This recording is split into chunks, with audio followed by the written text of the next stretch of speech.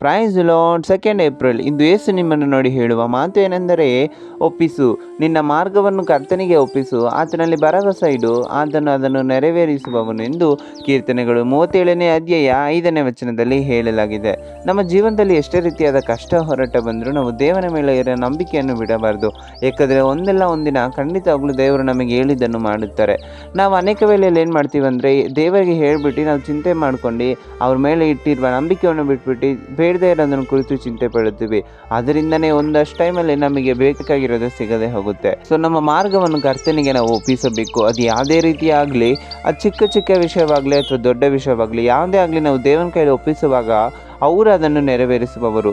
So ನೀವು ಯಾವುದೋ ಒಂದು ವಿಷಯ ಕುರಿತು ಚಿಂತಿಸುತ್ತಿದ್ದೀರಾ ಅಥವಾ ಯಾವುದೋ ಒಂದು ವಿಷಯ ಕುರಿತು ಏನೋ ಮಾಡ್ಬೇಕು ಅನ್ಕೊಂಡಿದ್ದೀರಾ, ಅದನ್ನು ದೇವ್ರ ಕೈಲಿ ಒಪ್ಪಿಸಿರಿ, ಅವರು ಎಲ್ಲವನ್ನು ಮಾಡಿಕೊಳ್ಳುತ್ತಾರೆ. ನೀವು ಚಿಂತೆ ತಗೊಳ್ಳೋದು ಬೇಡ. Bye verse with ಜಬರಾಜ್.